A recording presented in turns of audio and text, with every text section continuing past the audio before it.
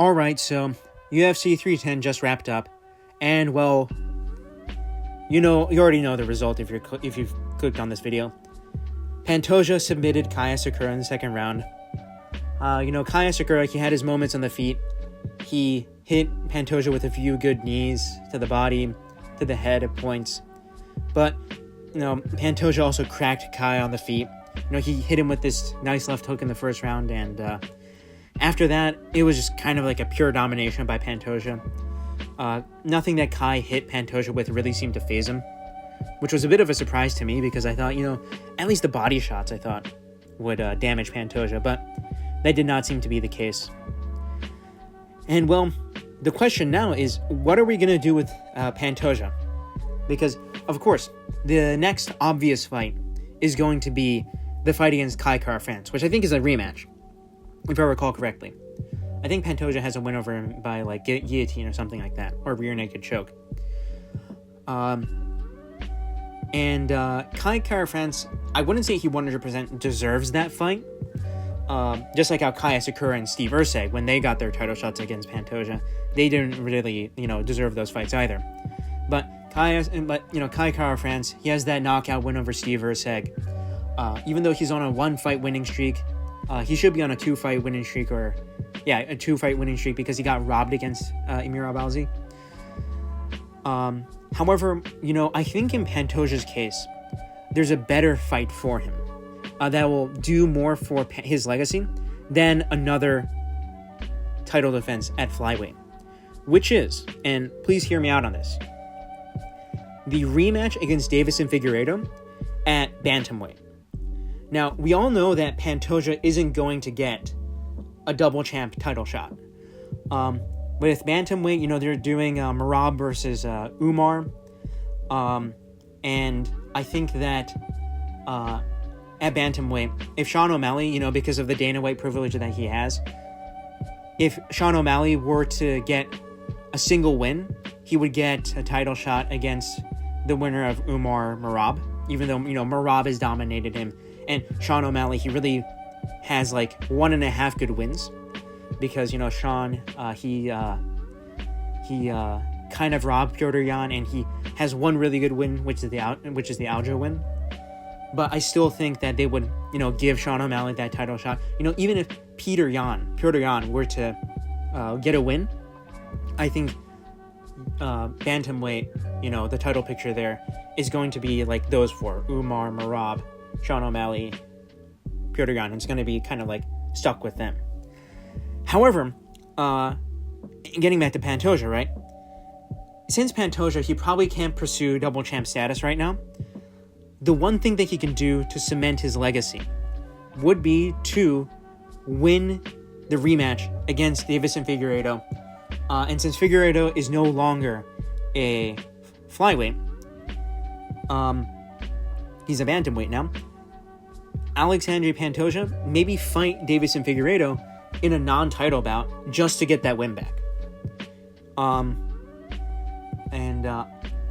Pantoja, I'm pretty sure that his contract states that he doesn't get pay-per-view points, even though he's a champion.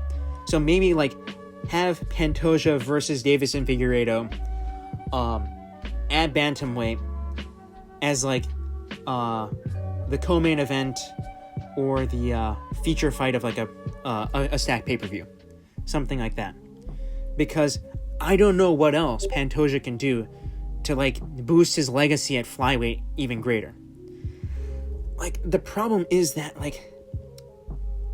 Pantoja, he's a fantastic champion. He's the second greatest flyweight of all time. But the problem is that Demetrius Johnson is just so far ahead of everybody else in that division that you really can't see Pantoja surpassing DJ in terms of greatness. So, maybe you can say, Pantoja has better quality wins. That's probably true. But just when it comes to the sheer number of title defenses, nobody is going to come close to DJ. So, this is the one fight that I can think of that would give Pantoja greater legacy. Getting this win back against Deiveson Figueiredo. So yeah, that's what I have to say about Pantoja. And as for Kai Asakura, it's over, man. It's over and it never really began. If you get those lyrics from the Smiths. The one thing I'll say is, UFC, please do not make the Tetsuro Taira fight. Right? Like, sure, maybe you can have Taira versus Asakura headline a UFC fight night in Japan. Don't do that. Don't do that. Have Kai Asakura fight, somebody in the top 5, maybe somebody in the top 7, right? You've got a couple fun fights there. I do not think that Kai Asakura deserves like a Brandon Moreno or a Brandon Royval after the performance he gave. But you know what I would like to see? Kai Asakura versus Steve Erceg. I think that fight is the fight that makes sense, at least to me. Maybe in Australia next year in February. Even though, how long has Steve Erceg been out? Like he got KO'd in August, I think. On UFC 305. So I think Kai Asakura versus Steve Erceg. Maybe that's a great fight. Please do not make the Taira fight because it's just why. Asakura has fought plenty of Japanese opponents over in Rizin. Is there a reason to make a fight between, two Japanese prospects in the UFC and just have, infighting? Yeah, like, unless it's for the belt, put Kai Asakura against Steve Erceg. And I mean, I think that's a more appropriate fight, just rankings-wise, right? Because Taira's top 5, while Erceg, he's, ranked number 9th or 10th. So, yeah, that's the fight I would like to see personally. Now, moving on to the co-main event, we had Ian Garry versus Shavkat Rakhmonov. And this fight, I think it delivered in terms of the competitiveness. It wasn't the most entertaining fight of all time, but I think we need to give credit to Ian Garry, even in this loss, because he got very close to finishing Shavkat in the 5th round with that rear naked choke. That thing was tight. But, Shavkat just out-toughed him, right? And, I think that I respect Ian Garry more as a fighter. Of course, not as a person, right? He's still a terrible person. But I respect him much more as a fighter after that performance. And, of course, Ian Garry is now the only man to take Shavkat to a decision, right? Now, as for what Shavkat did well, right? He landed some great shots on the feet. There was this shot in the 2nd round, I think, that really rocked Garry. That was a good shot. And was it the 1st or the 2nd round? I think it was the 2nd round. But yeah, another thing with Shavkat was that, he had these great knees in the clinch. And he shot these beautiful double legs in the 4th round that I thought, I wasn't expecting Shavkat to be able to shoot like that. And I thought that was quite impressive on his part. Now, as for Ian Garry, right? Ian Garry, he nearly finished Shavkat in the 5th round with that rear naked choke, but I have to say he did look pretty weak in the clinch. Shavkat was just muscling him around in the clinch, and I think this has to do with Ian Garry being quite a small welterweight, that's kind of where Ian Garry he got laid on by Shavkat. He got wrestled around. He got grappled around. As for Ian Garry, right? He did another great thing with the oblique kicks and the calf kicks. He did a great job against Shavkat there. And timeline wise, I think we really need to see Ian Garry versus the winner of Buckley versus Covington, which is the last UFC event of the year. I think it's in a week from now. Yeah, it's a week from now, right? I'd like to see Ian Garry versus the winner of that, especially if it's Covington. Personally, I think that if Ian Garry gets one more win, especially if it's against the winner of Covington versus Buckley, he would deserve a title shot. In terms of activity, I think that JDM, I know he's been out with an injury, but I think JDM needs one more win, and JDM's been quite inactive, even with that injury. So I think that if Ian Garry were to get one more win, he would deserve the title fight after Shavkat gets his shot against Bilal. I think another great thing that Ian Garry, another funny thing that happened to Ian Garry in this fight, I guess. The other notable thing was that Ian Garry tore his shorts during, the third round? And they had to come in and they had to replace Ian Garry's shorts. So that was pretty funny, I guess. And now, moving on to the feature fight, we have Volkov versus Gane. And, well, this was low-key a robbery, but not really. I know that a lot of people are crying robbery, and yes, it was a split decision, but I'm not sure if it was a robbery. And the reason why I say that is because Gane, if you're going to score it, you could technically score it, you can score all 3 rounds to Volkov, but I think you need to give the 3rd round to Gane. And the reason why is because submission attempts are counted as effective grappling under the unified rules. And basically the way that it works is that even though significant strikes that are likely to knock out your opponent, those are the most important thing, right? When it comes to the scoring criteria, submission attempts that are likely to end the fight there and then are also counted very, very highly in that scoring criteria. So, in the case of Volkov versus Gane, right? I think you need to give the 3rd round to Gane. Personally, I thought that it was 1-2 Volkov. Sorry, not 1-2 Volkov. 2-1 Volkov, right? And that Volkov won the 1st and the 2nd round. But, Gane showed some improvements. I think that Volkov did better than Gane on the feet. Outstriking him. And Volkov did rock Gane in the 2nd round with this clean spinning back fist. But, Gane, he showed some improvements. He offensively wrestled. Gane shot a takedown, which I think was quite interesting. Volkov shot his takedowns as well. And, my overall opinion still is that, Gane loses to Aspinall. Doesn't really matter. Moving on, we now have Bryce Mitchell versus Kron Gracie, and this has to be the most satisfying KO of the year. Watching Kron Gracie get slammed on his head, just brutally, right?